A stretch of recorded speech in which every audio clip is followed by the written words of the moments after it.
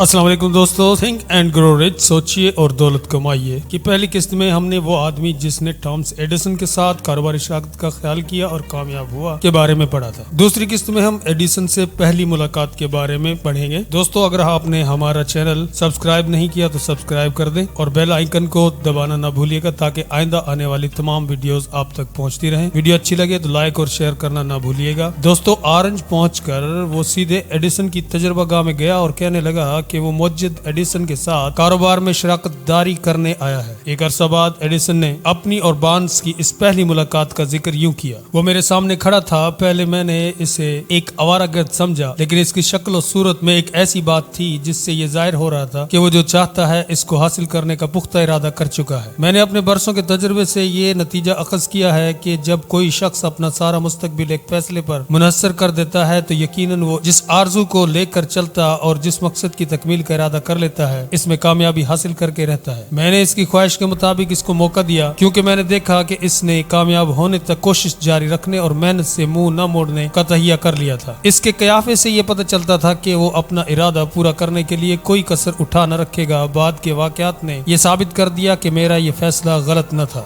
Barnes نے اس موقع پر Edison سے جس چیز کی خواہش کی تھی وہ اس چیز کے مقابلے میں جو وہ چاہتا تھا اور جس کے حصول کو اس نے اپنی زندگی کی آرزو بنا لیا تھا نہایت معمولی معلوم ہوتی تھی۔ ایڈیسن نے خود بعد میں اس کا اعتراف کیا۔ ظاہر ہے کہ ایڈیسن سے بارنس کو جو کچھ ملا وہ اس کی ظاہری شکل و صورت کی بنا پر نہیں تھا، کیونکہ اس کا ظاہر تو سراسر اس بڑے مقصد کے منافی تھا جس کے لیے وہ آیا تھا۔ جس چیز نے ایڈیسن کو متاثر کیا وہ بارنس کے خیالات تھے جن کو روبہ عمل لانے کا بارنس نے تہیہ کر لیا تھا۔ ایڈیسن کے بیان کے پوشیدہ نکات اگر سمجھا دیے جائیں تو اس کتاب کے بقیہ حصے کی ضرورت نہیں رہے گی۔ بارنس کو ایڈیسن کے ساتھ کاروباری شراکت کا موقع اس کی پہلی ملاقات میں نہیں ملا، بلکہ ابتدا اسے ایڈیسن کے دفتر میں ایک معمولی معاوضہ پر کام کرنے کے لیے رکھ لیا گیا۔ یہ کام ایڈیسن کے لیے نہایت معمولی تھا، لیکن بارنس کے ہاں اس کی اہمیت تھی کیونکہ اس کے دفتر میں کام کرنے سے اسے موقع ملا کہ وہ اپنی محنت ہوئی قابلیت سے ایڈیسن کو واقف کرا سکے۔ یہ اس لیے بھی ضروری تھا کہ اس کا ہونے والا شراکت دار اس کی اہمیت اور قابلیت سے پوری طرح واقف ہو۔ مہینوں گزر گئے، بظاہر اس مقصد کی تکمیل کے لیے کوئی خاطر خواہ کامیابی نہیں ہوئی، لیکن بارنس مسلسل سوچ و بچار کر رہا تھا کہ اس کے ذہن میں ایک اہم چیز پرورش پا رہی تھی۔ وہ اپنے دل و دماغ میں اس خیال کی پرورش کر رہا تھا کہ اسے ایک نہ ایک دن ایڈیسن کا کاروباری شریک ہونا ہے۔ ماہرین نفسیات کا یہ اندازہ غلط نہیں ہے کہ جس چیز کے حصول کے لیے انسان کوشاں اور تیار رہتا ہے وہ ضرور وقوع پذیر ہوتی ہے۔ بارنس ایڈیسن کے ساتھ کاروباری شراکت حاصل کرنے کے لیے تیار تھا اور اس وقت تک تیار رہنے کا تہیہ کر چکا تھا جب تک وہ اس کو حاصل نہ کر سکے۔ اس کے دل میں کبھی یہ خیال پیدا نہیں ہوا کہ اس ناممکن حصول کے لیے محنت کرنے سے کیا حاصل، کیوں نہ میں بھی ایک فروخت کنندہ بن جاؤں، بلکہ وہ اپنے آپ سے کہا کرتا تھا میں یہاں ایڈیسن کے ساتھ کاروباری شراکت کے لیے آیا ہوں، میں اسے حاصل کر کے رہوں گا، خواہ مجھے اس مقصد کے حصول میں اپنی عمر کا بقیہ حصہ ہی صرف کیوں نہ کرنا پڑے۔ اس نے اپنے آپ سے جو کچھ کہا وہ اسے کر دکھانا بھی چاہتا تھا۔ اگر انسان اپنے ارادے میں پختہ نظر آئے اور اس کے حصول کے لیے اپنی ساری توانائیاں صرف کر دے تو جتنی بھی مشکلات آئیں وہ خود بخود ختم ہو جاتی ہیں۔ ہو سکتا ہے کہ نوجوان بارنس کو اس وقت یہ معلوم نہ ہو، لیکن اس کا استقلال اور ایک واضح مقصد کے لیے اپنی ساری قوتوں کو ایک مرکز پر لے آنا ایسا واقعہ ہے جس نے ان ساری پیش با افتادہ مشکلات کو بھی حقیقت کر دیا اور بارنس حصول مقصد میں کامیاب اور سرخ رو ہوا۔ مواقع جب آتے ہیں تو ان کی صورتیں وہ نہیں ہوا کرتی جن میں انسان ان کا متوقع رہتا ہے۔ چنانچہ بارنس کو حصول کامیابی کا موقع بالکل انوکھے انداز میں ملا۔ مواقع سے فوری فائدہ اٹھانے کی خصوصیت مقصد کی اہمیت کو بالا کر دیتی ہے۔ مواقع انسان کی زندگی میں ہمیشہ نامعلوم راہوں سے داخل ہوتے ہیں، عموماً یہ بدبختی اور ناکامی کی شکل اختیار کر لیتے ہیں جن میں ہر ایک کا ان کو پہچاننا مشکل ہو جاتا ہے۔ یہی وجہ ہے کہ اکثر لوگ ہاتھ پر ہاتھ دھرے بیٹھے رہتے ہیں اور موقع کھو دیتے ہیں جن سے بروقت استفادہ ان کی زندگی کا دھارا بدل دیتا ہے۔ دوستو، آج کی ویڈیو کا ہم اختتام یہاں پر کرتے ہیں۔ اگر ویڈیو پسند آئے تو لائک اور شیئر کرنا نہ بھولیے گا اور ہمارے چینل کو سبسکرائب کر دیجیے گا۔ اگلے ویڈیو میں ہم امید کی کرن کے بارے میں پڑھیں گے، تب تک کے لیے اجازت دیجیے۔ اللہ حافظ۔